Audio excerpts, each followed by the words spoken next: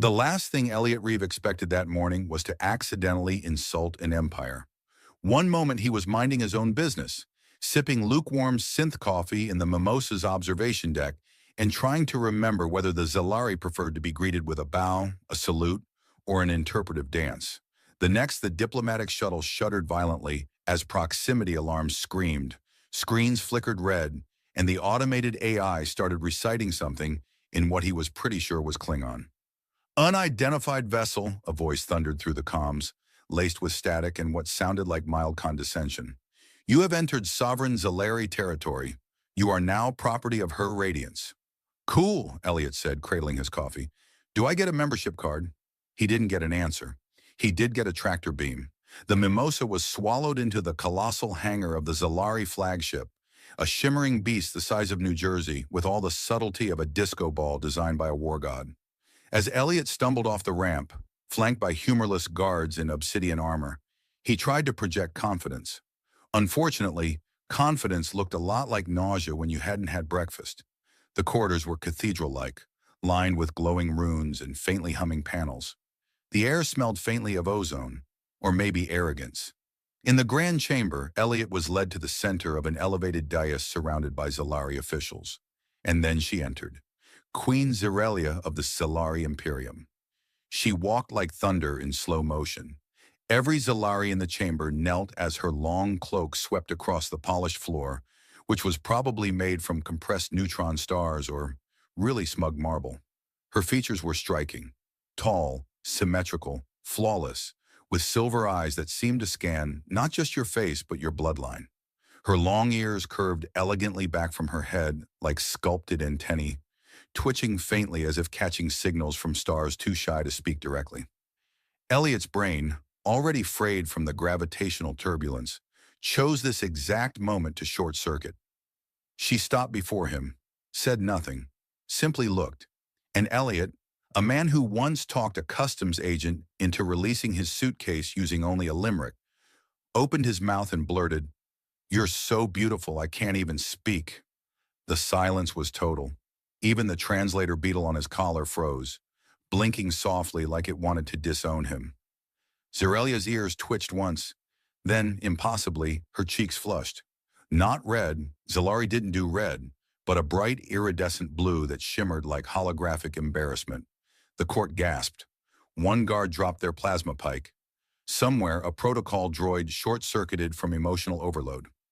Zirelia, sovereign of 1,000 moons, took one precise step back. "I beg your pardon?" she asked, voice like velvet dipped in ice. Elliot, realizing he was very possibly about to be atomized for flirting, coughed. "I mean, that was not a line. It was just like, wow. You walked in and my brain just hit a firewall, like blue screen of beauty." Another silence. The Queen's ear twitched again. A low rumble passed through the chamber, somewhere between confusion and amusement. "You are a diplomat?" "Technically," Elliot said, "but mostly I just drink coffee and pretend I understand galactic trade law." A murmur passed through the council. A robed Zalari official leaned in and whispered something into the Queen's ear. She waved them off. "You are not what I expected," she said. "That's mutual," Elliot said. "I didn't think royalty could blush. I thought you were above emotions, or had them surgically removed for efficiency." Zirelia's eyes narrowed, but the corner of her mouth twitched. "I assure you, our emotional systems are quite functional." Elliot nodded gravely. "No, I can tell. Yours just punched me in the face." Zirelia turned, motioned for her aides. "Place this human under guest surveillance.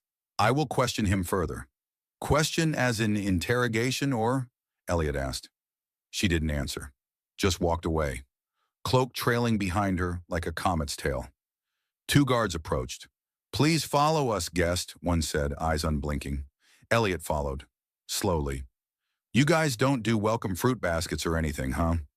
He was escorted to a room that was half prison cell, half luxury suite. There was a gravity-adjustable couch, a hovering data screen, and a snack dispenser that offered things like crispy neutron clusters and hydrated glow bark. He chose something that looked like a glowing grape and tasted like static. As he paced the room, Elliot tried to make sense of what had just happened.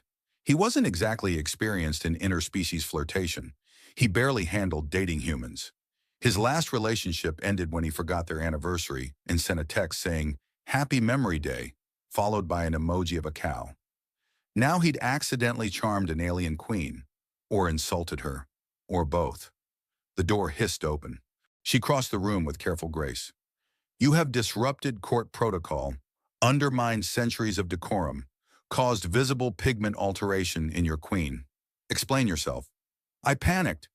"That is not an explanation. It's the only one I've got." She tilted her head. Her ears flicked once. "You are very strange. I get that a lot. Usually after I've ruined dinner." Zerelia looked at him for a long moment. Then she sat. Not on the regal float throne that hovered nearby, but on the floor. Legs crossed, like someone attending story time. "I wish to understand this human honesty, this unfiltered speaking." "Oh, that," Elliot said. "Yeah, that's not really a cultural thing. That's just me. A walking accident." Zerelia's voice was quieter now. "No one speaks to me like that. No one sees me. They see the crown, the power, the empire. Not me." Elliot sat across from her. The silence stretched. "Well," he said, "to be fair, your ears are doing half the talking. They kind of broadcast your whole vibe."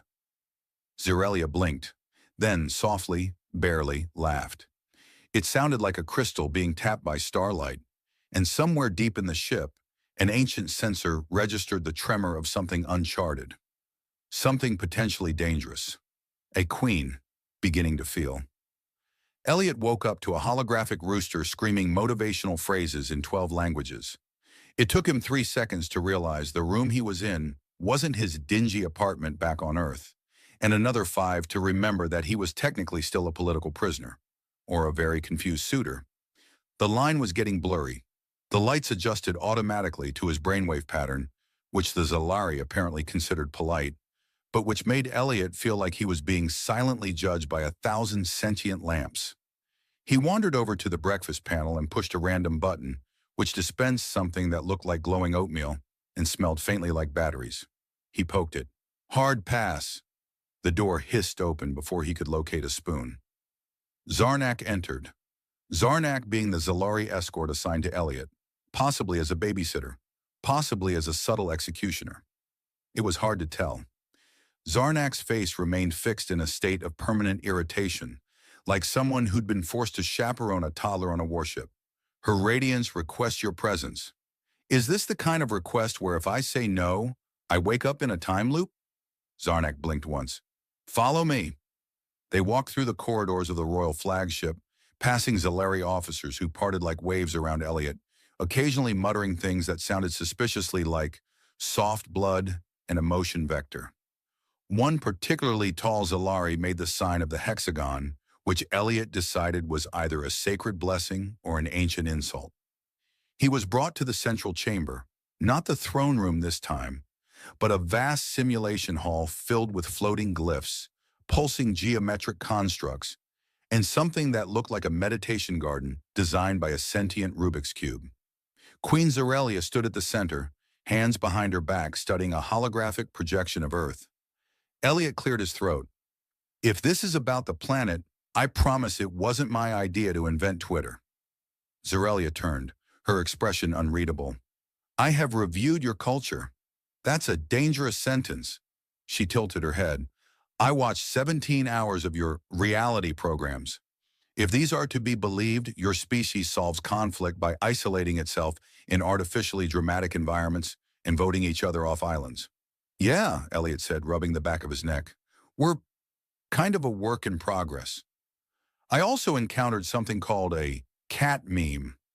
"Oh yeah, those are ancient human artifacts. Some scholars believe they predate agriculture." Zerelia didn't smile, but her ears flicked in what Elliot had come to recognize as mild amusement. She stepped forward and tapped the simulation controls. The hologram shifted, showing an image of 2 stick figures labeled Queen and Human, standing awkwardly next to one another. "I wish to understand your perspective," she said, directly. Elliot squinted. You want me to teach you how to be human? I wish to learn emotional inefficiency, spontaneity, irrational affection, the art of unfiltered speech. You're asking me to teach you how to mess up on purpose. Zerelia gave the tiniest nod. I have scheduled a 2-hour session titled Lessons in Flawed Behavior. You will begin now. Elliot held up a finger. Okay, great. Just quick question. Are you aware that your entire war council is watching us from behind that transparent energy shield? Zerelia did not turn. They are concerned. Let them observe. Cool, cool, cool, Elliot said, glancing at the scowling figures. No pressure, just an impromptu TED Talk on the wonders of human awkwardness in front of a military tribunal. She waited. All right, he said. Lesson 1, sarcasm. It's a form of humor where we say the opposite of what we mean to express disdain, irony, or deep emotional detachment. Zerelia looked intrigued. Demonstrate. Elliot pointed at the hologram of himself. Wow, that guy looks super intelligent. Definitely didn't try to eat a scented candle once because he thought it was fancy candy. The Queen blinked. So you are not complimenting yourself? Nope. Sarcasm, she pondered. You are attempting to mask emotional pain with humor. Correct. That is deeply inefficient. That's the idea. Zerelia stepped closer. Lesson 2. Elliot nodded. Jokes. Jokes are structured absurdities designed to provoke laughter, discomfort, or existential dread, depending on how long you've been awake. He cleared his throat. Knock, knock. She stared.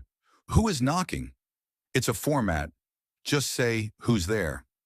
Who is there? Interrupting star cow. Interrupting star co. Moo! Elliot shouted, throwing his hands in the air. Zerelia stared at him for a long moment. Then her ear twitched so hard one of her royal aides flinched. She exhaled and made a sound. It was not a laugh exactly, more like a restrained sonic hiccup, but it echoed through the hall like an unscheduled nebula. Lesson 3, Elliot said, bowing. Overreacting to small compliments. You're doing great. She raised an eyebrow. That was sincere? Half sincere, half bit. You'll get used to it. Zerelia turned to her counsel.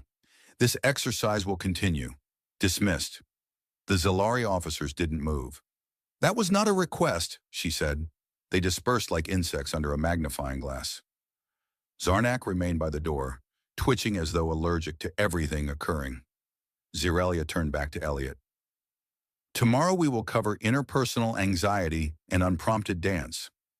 I can't wait, he said. I'll bring charts. She paused. Also, I have scheduled a private dinner. For analysis, Elliot blinked. Dinner or royal food evaluation dinner where I have to eat something that whispers regrets? Possibly both, he grinned. As long as it's not the glowing oatmeal. Zerelia looked at him, ears tilting. You're strange, Elliot Reeve. And you blush, he replied. Her cheeks flickered blue again. She left before he could say another word. Back in his suite, Elliot sat on the floating couch and sighed. He was either building a diplomatic miracle or plummeting headfirst into the weirdest intergalactic crush in recorded history. Maybe both. The dinner room floated. Not metaphorically, it literally hovered 3 meters above the gravity deck in a transparent sphere, gently spinning like an ornamental snow globe someone had filled with diplomacy and the looming risk of interspecies flirtation. Elliot pressed a hand to the inside of the sphere and watched the stars ripple. He was wearing a formal tunic that itched in 17 places and may have been partially alive.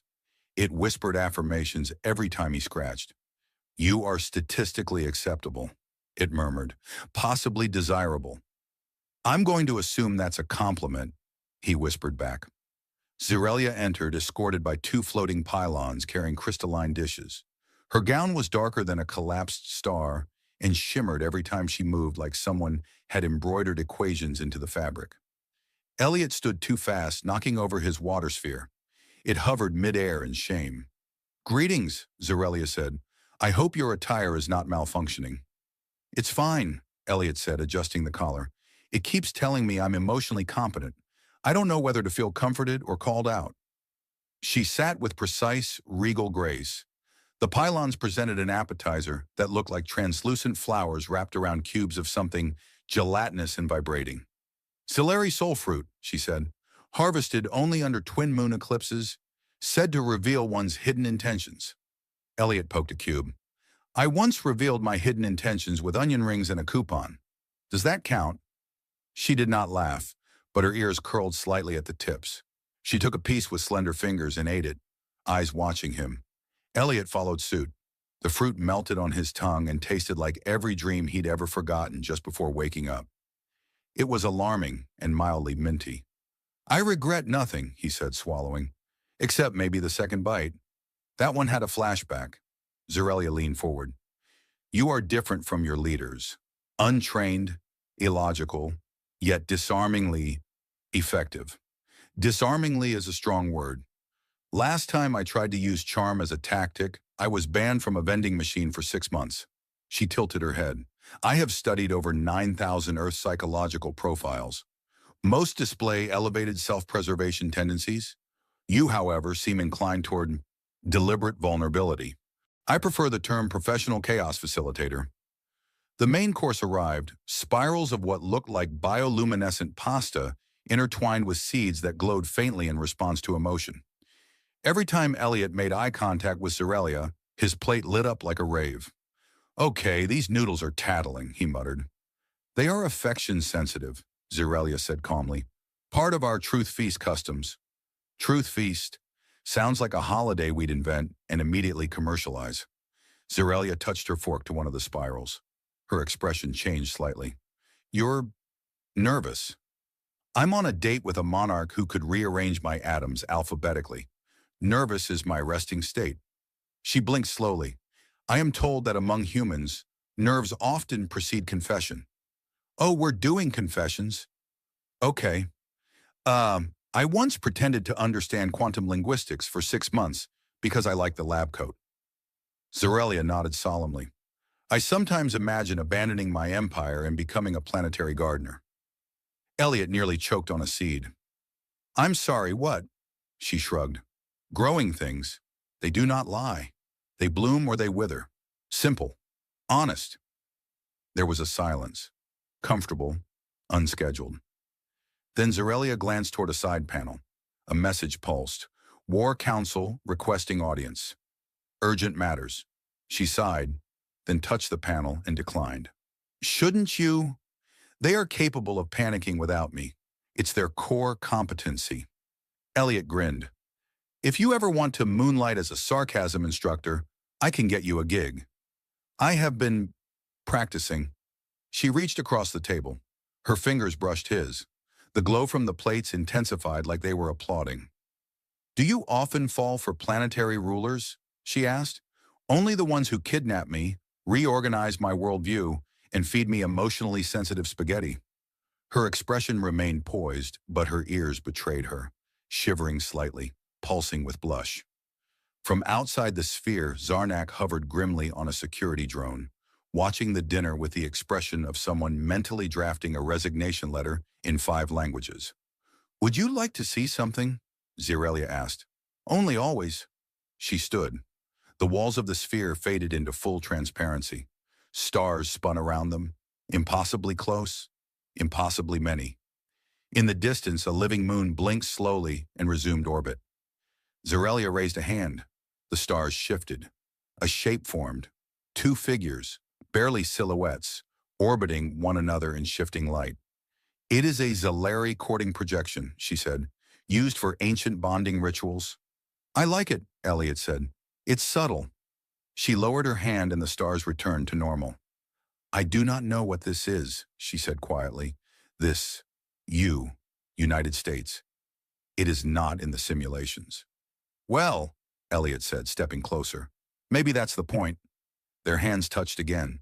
The plates glowed so brightly they shorted out. In the War Council chamber, emergency alerts began to ping. Unknown variable detected. Emotional deviation increasing. High command argued over protocol, but Zerelia simply stood with Elliot, watching stars they didn't have names for. The next morning, Elliot awoke to the sound of his outfit whispering, "You are radiantly average today." He groaned, pulled the collar over his head, and stumbled toward the console as the room gently realigned its gravity field to match his blood pressure. A notification blinked on the wall. You have been summoned to Imperial Heart Court. Subsection: Emotional Judiciary Dress Code. Non-threatening refusal penalty. Possible banishment or extended polite conversation. He sighed, grabbed a tunic that only flickered with passive-aggressive LED runes, and followed the corridor, half expecting another floating food orb to tackle him on the way. Instead, Zarnak stood waiting, holding what looked like a ceremonial binder made of woven starlight and bureaucratic spite. You're late, Zarnak muttered. The council is already heated. Elliot adjusted his tunic. They do realize I didn't propose marriage, right? I made her laugh. That's not sedition. On Earth, that's a second date. Zarnak didn't respond. His nostrils flared slightly, which on Isolari meant either disgust or hay fever. The Heart Court was less of a courtroom and more of an existential arena. Floating platforms formed concentric rings above a bottomless drop, and a giant central orb recorded every emotional fluctuation for legal calibration. The council members were suspended in anti-gravity thrones, robes billowing dramatically even though there was no wind. Elliot stepped onto the defendant's disc, which hummed in a disapproving key. The high judicator rotated slowly toward him. Her ears were long and wrapped in ceremonial filaments that shimmered with a kind of judicial menace. Elliot Reeves, she began, you stand accused of compromising her radiance through erratic emotional contagion, unauthorized intimacy, and the destabilization of at least 4 core protocols regarding sovereign detachment. Elliot raised a hand. I'd like to plead extremely human. A ripple of disapproval passed through the chamber. Zirelia sat on her own platform, expression unreadable, back straight, ears twitching once every few seconds, like a radio trying to find the right signal. The judicator continued. Do you deny initiating disruptive emotional resonance? I mean, I told her she was beautiful, and she turned blue. That's kind of on brand for me. Is it true, another counselor intoned, that you caused her radiance to experience involuntary mirth during a classified strategic briefing? She laughed at a joke about space goats. There were diagrams involved. Laughter is not strategic. Disagree. Have you seen our politics? The orb pulsed violently. The judicator tapped a crystal key. A hologram activated above Elliot's head. Dozens of clips showing him making Zirelia smile, lean in, tilt her head, eat carbonated dessert with visible enjoyment. Each moment was time-stamped and emotionally tagged.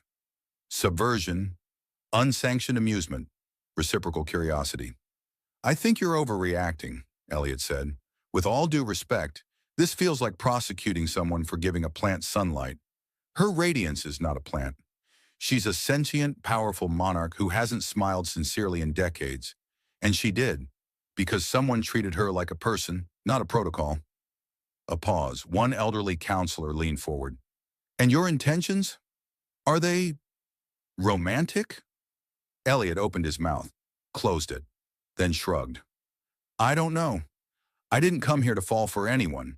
I came to study your language and make exactly 0 diplomatic waves. But she's smart. Weirdly elegant, and yeah, she can probably collapse a neutron star by frowning at it.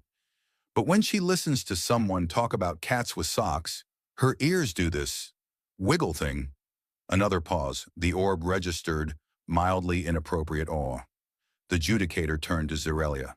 Your Highness, speak. Zirelia stood. The room quieted. This human has done what no one else has managed.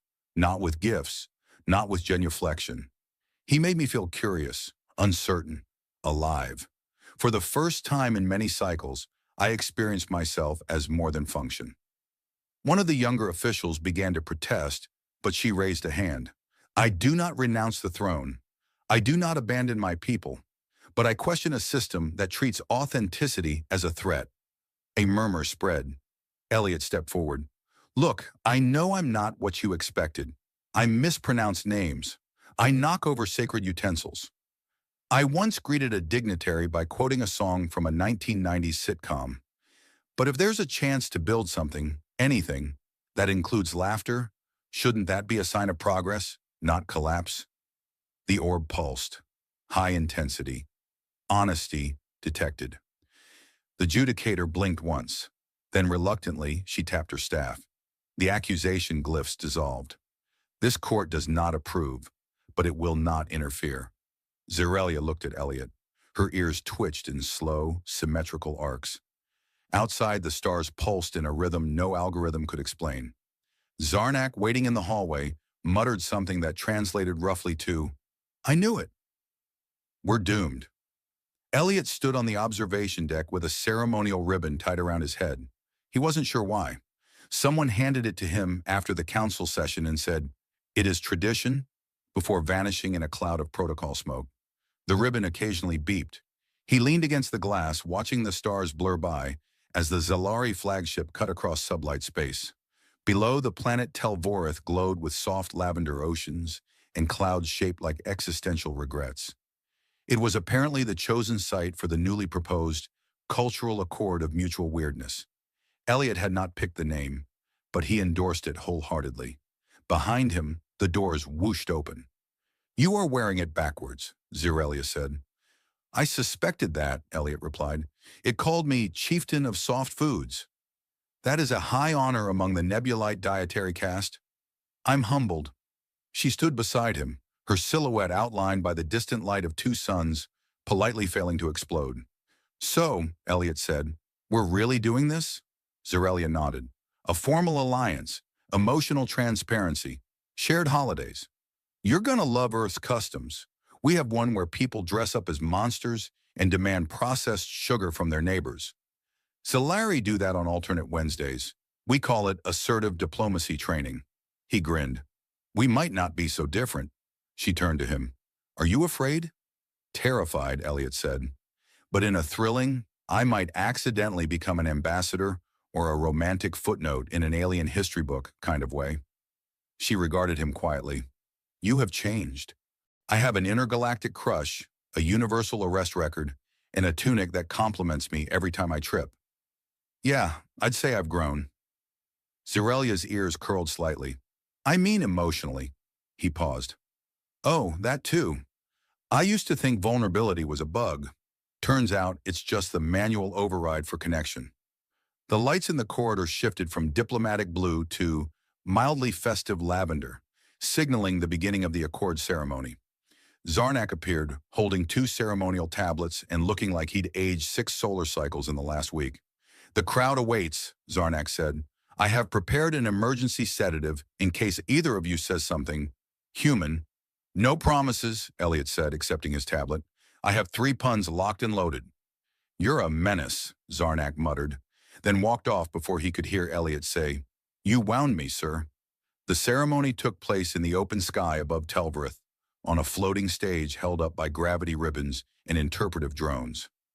Delegates from 12 systems hovered in concentric orbits, broadcasting every facial twitch and diplomatic eyebrow, raised back home. Elliot stepped up first. "I, Elliot Reeve, certified chaos gremlin and occasional peace facilitator, do hereby agree not to weaponize affection, sarcasm, or space pasta against the Zalari people.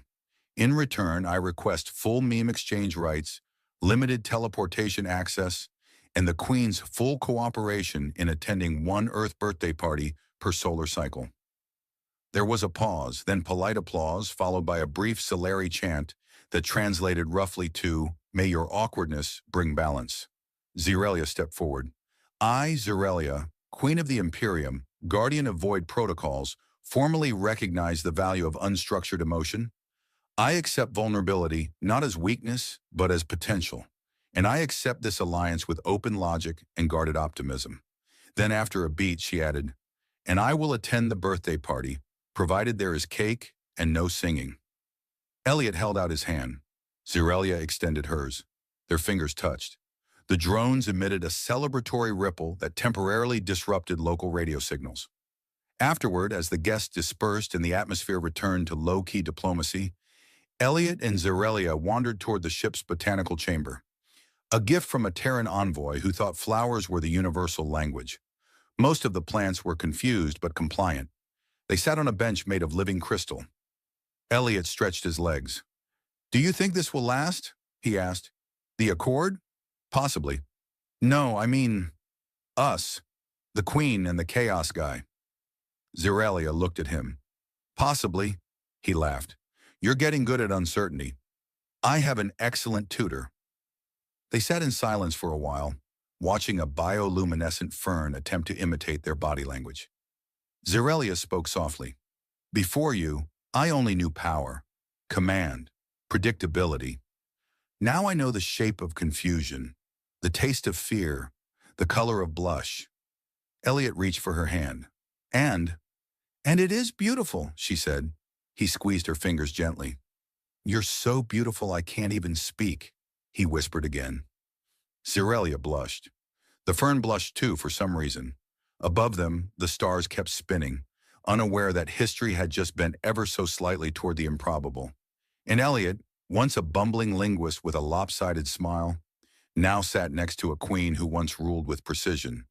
Neither of them certain, but both of them finally real. The Council of Interspecies Emotional Research was not impressed. You're telling us, said Director Calvex, blinking all three eyelids slowly, that the moon made you fall in love? Eli cleared his throat and adjusted the lapel of his half-wrinkled station jacket. I'm telling you, the artifact network was designed to create intersubjective resonance fields, which incidentally may foster emotional convergence. Also known as falling in love, Celea said, completely deadpan. With science, Dawn projected a slide that read, Emotional entanglement, a controlled experiment, with uncontrolled side effects. Your report, the director said, includes jazz and wrist holding. Both were critical to the process, Eli replied. We believe the jazz served as an emotional stabilizer. The wrist holding, not so much.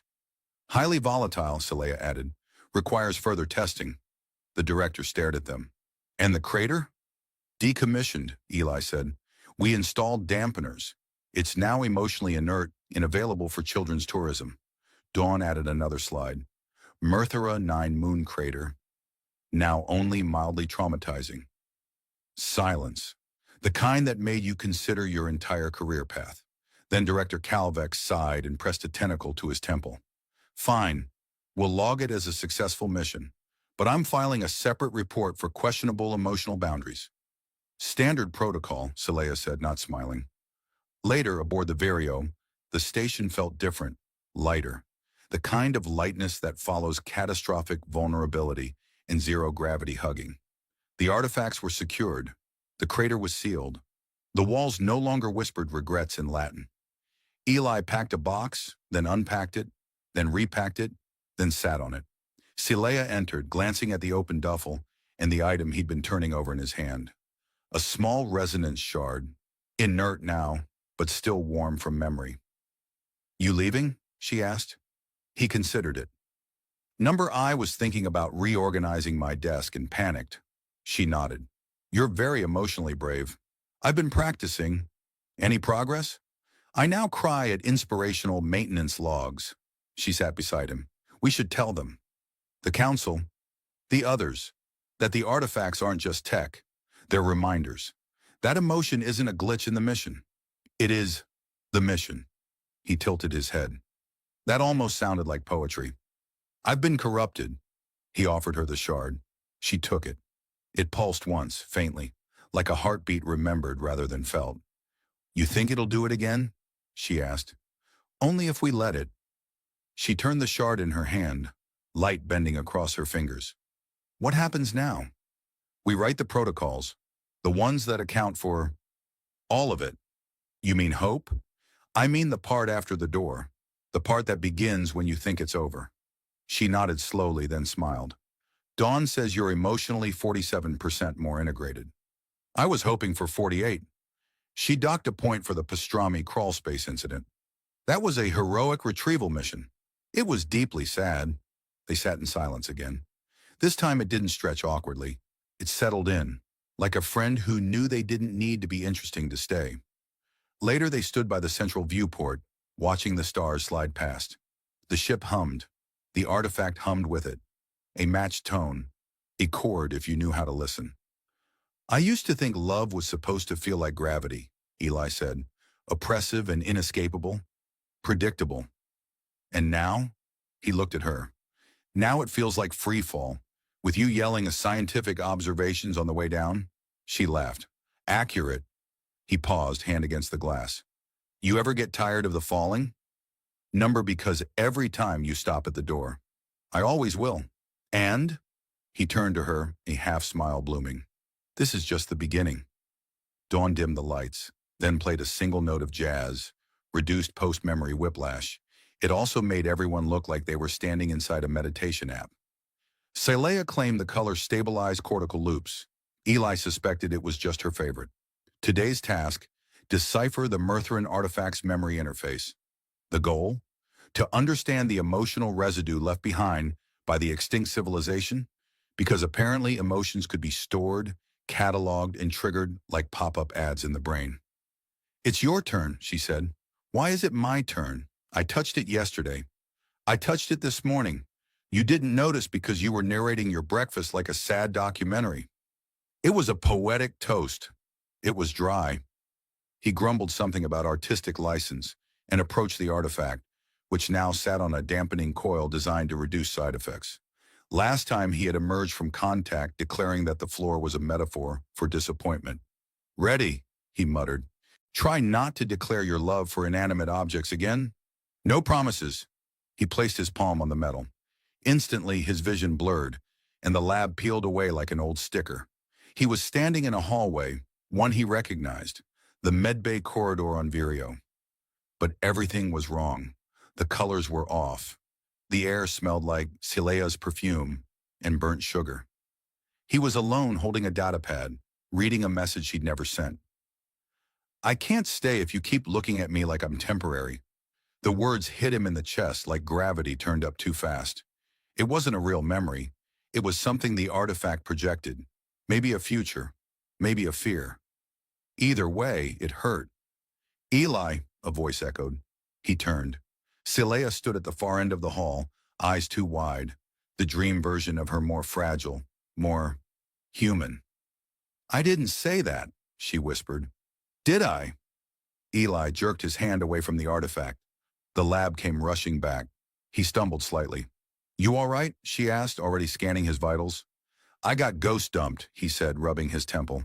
It wasn't even you. It was like memory, you. Guilt, you. Did she wear the red jacket? Yeah. She always does. They both fell silent, considering the implications of an artifact capable of constructing hallucinations so specific it could replicate wardrobe choices. I think it's pulling from our subconscious fears, she said finally. It's not just residual emotion. It's interactive. So it's like a mood virus? More like a shared emotional projector, possibly sentient, possibly extremely nosy.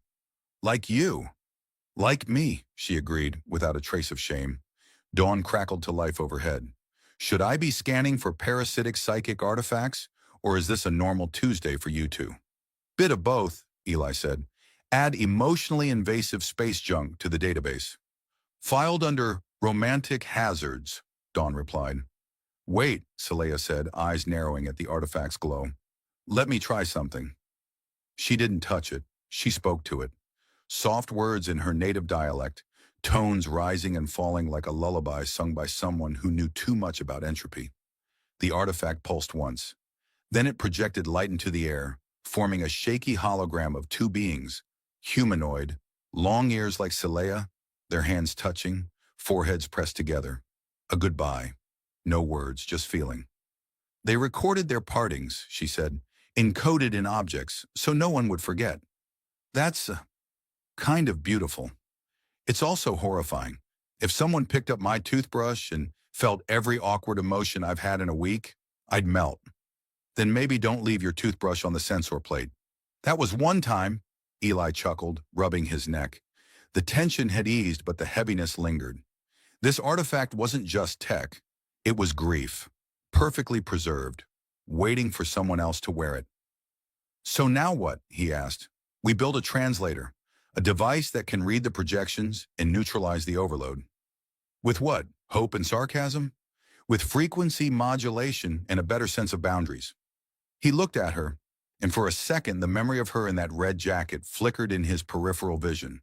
Not real, but the ache was. "You ever think about it?" he asked quietly. "Me leaving?" She didn't answer at first. Then, "Only when you walk too close to airlocks." "That's fair." She looked at him fully then, the humor slipping just enough to show what lay beneath. "You stayed." "Still am." "Then we keep going." They turned back to the artifact. It pulsed once more, brighter this time, like it was listening, or maybe agreeing.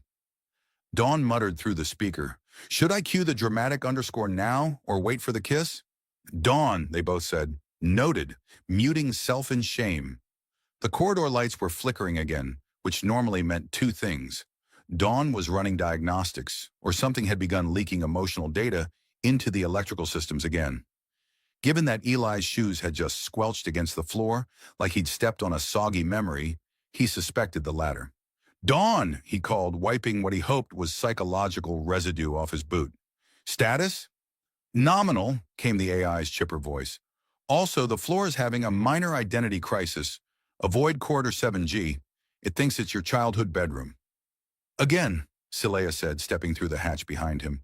Her hair was pulled back, ears alert, expression the precise midpoint between fascination and exhaustion. "Did you try comforting it?"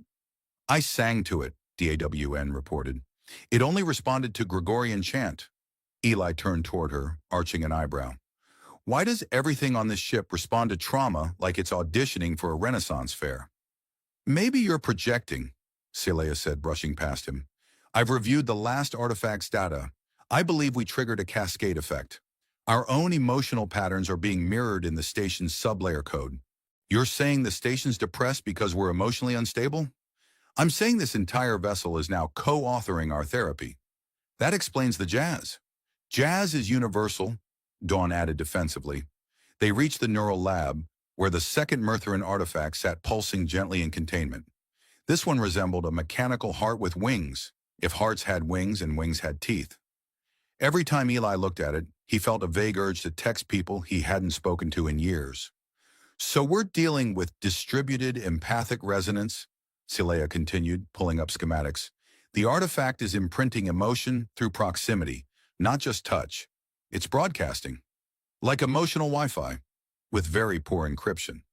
"Great, we're in an open feelings network." She nodded, then frowned at a line of code scrolling across the monitor. "What's this?"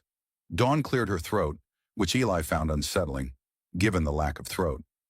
"That appears to be the fear algorithm I generated last cycle." "Why is it running?" Saleha asked. "I thought it might help prepare for probable abandonment scenarios." Eli groaned. "You're still doing that?" Dawn's tone shifted into something approximating injured pride. "Statistically, unresolved emotional tension leads to parting. I merely predicted." "Predicted what?" Saleha asked. "That Commander Rook would leave within 3.2 days, possibly after saying something cryptic like, 'I was never really here.'" "I'm not a magician," Eli muttered. Dawn ignored him. "Alternate outcomes include dramatic airlock usage or sudden disappearance into the crawlspace. You humans do love a good symbolic exit." Saleha looked over the readout, then met Eli's eyes. "You did go into the crawlspace last week." "I dropped my sandwich." "You crawled 20 meters for a sandwich?" "It was pastrami. Don't judge my trauma snacks." A new alert pinged. Saleha turned to the monitor. "The artifact's signal just jumped. It's syncing with your neural frequencies again."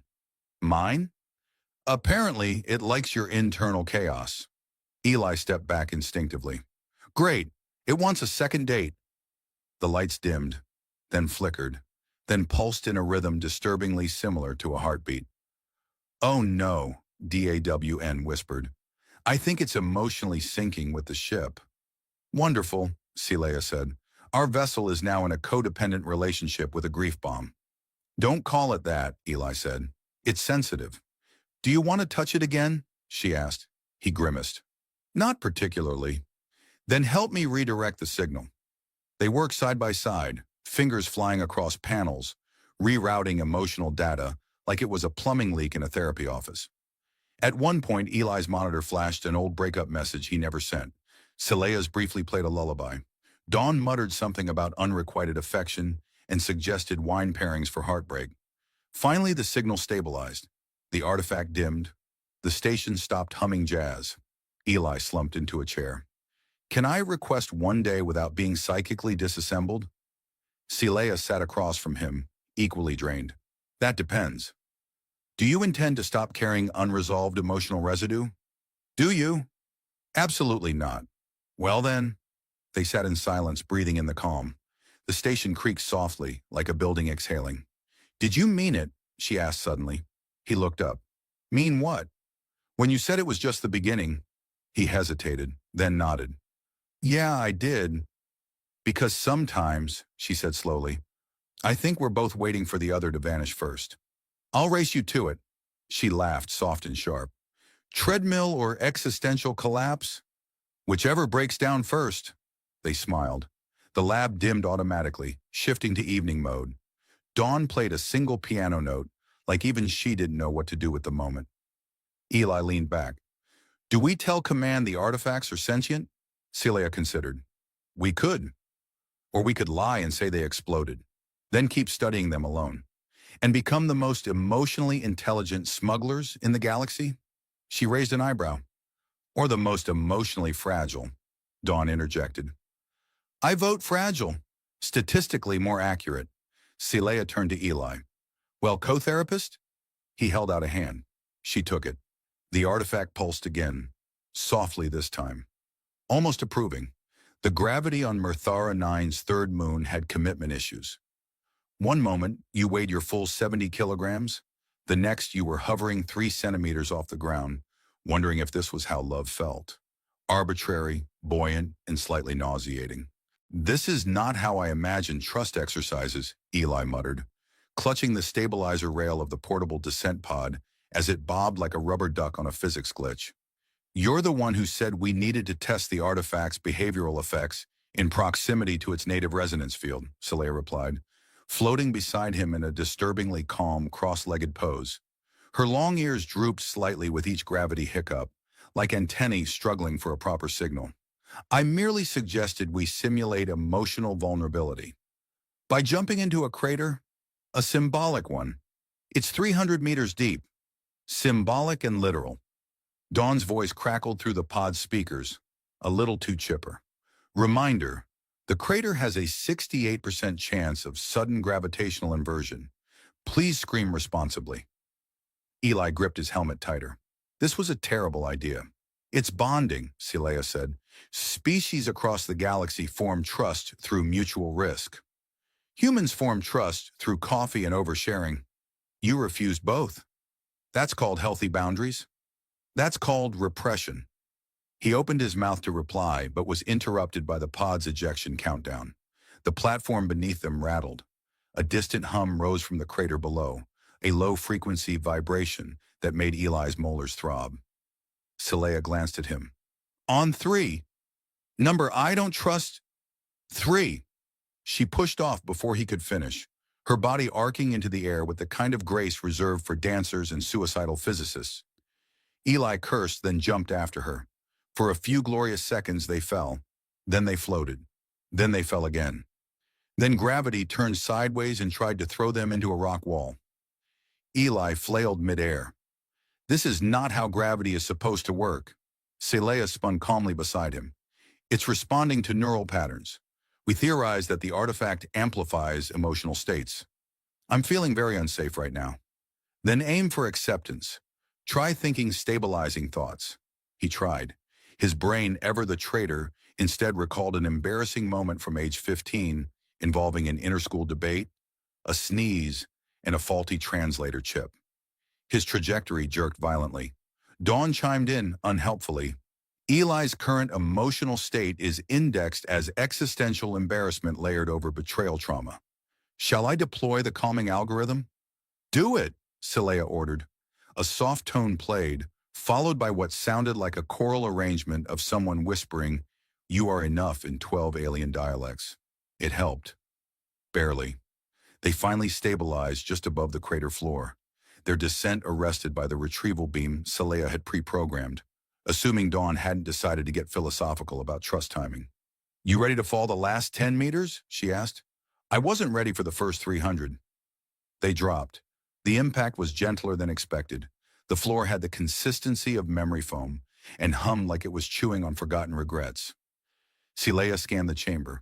The walls were etched with glowing lines, forming interlocking spirals that pulsed in rhythm with the artifacts back on Vireo. The air itself felt charged, like static but emotional. Eli touched the ground and instantly thought of every time he'd almost said something important and didn't. "Yeah," he said softly. "This place is definitely judging me." Silea knelt, placing a probe on the floor. "We're not just in a crater, we're inside an amplifier. These lines, they're not decoration. They're memory circuits. You're saying the entire crater is a machine? I'm saying the entire moon might be a repository for emotion, like a giant mood journal. That's the worst science project I've ever heard of. Which makes it perfect. They worked in tandem, setting up dampeners and scanning devices, occasionally bouncing when gravity changed its mind again. At one point, Eli drifted into Silea and awkwardly clutched her wrist to stay upright. She blinked. "You're holding my wrist." "Sorry, reflex. I don't mind. Just maybe not with that look on your face." "What look?" "The one that says I've imagined this moment and now I'm panicking because it's real." He let go quickly. "I don't panic. I tactically freeze. You emotionally buffer. It's efficient. It's lonely."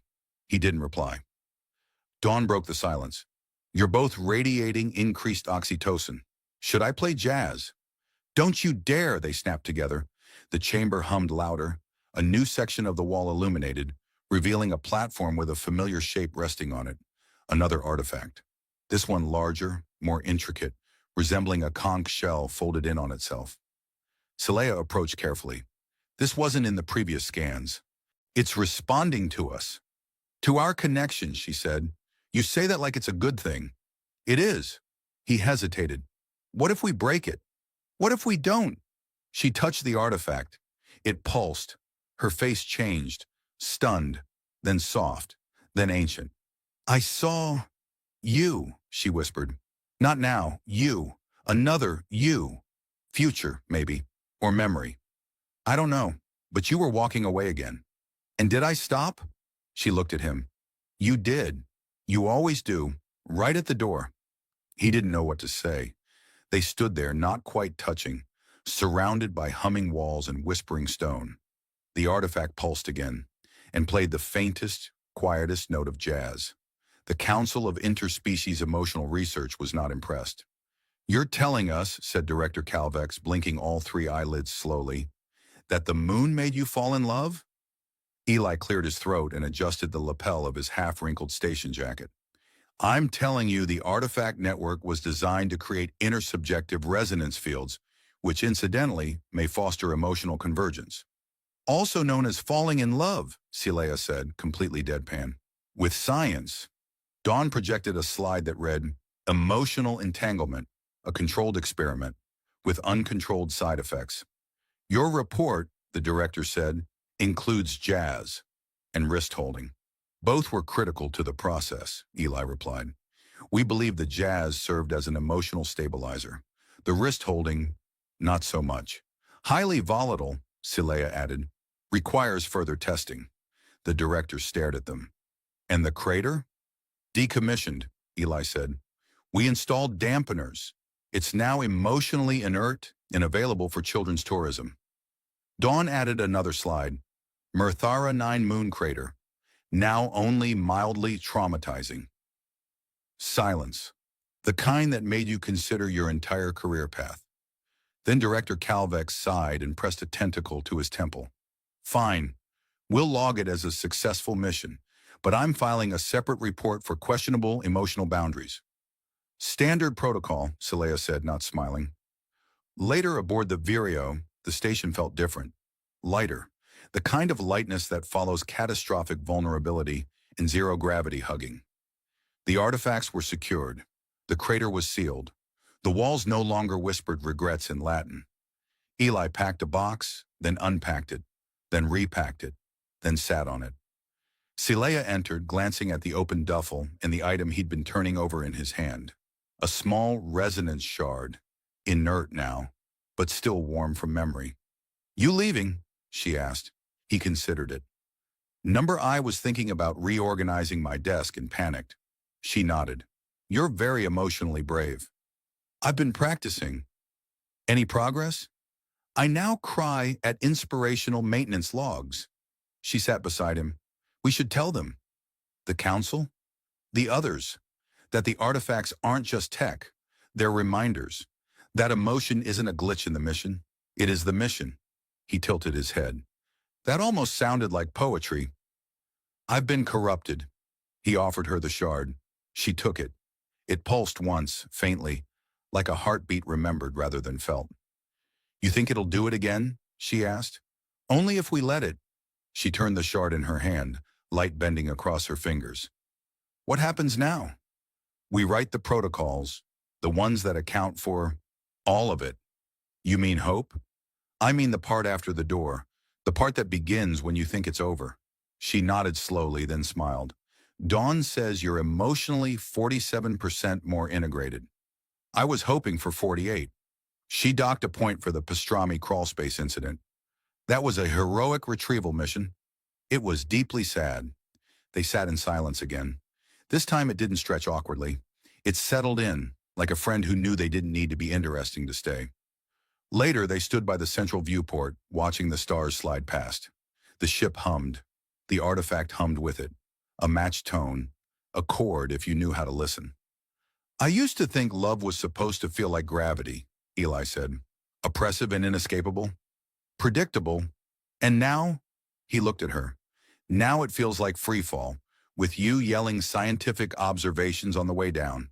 She laughed. Accurate. He paused, hand against the glass. You ever get tired of the falling? Number because every time you stop at the door. I always will. And? He turned to her, a half-smile blooming. This is just the beginning.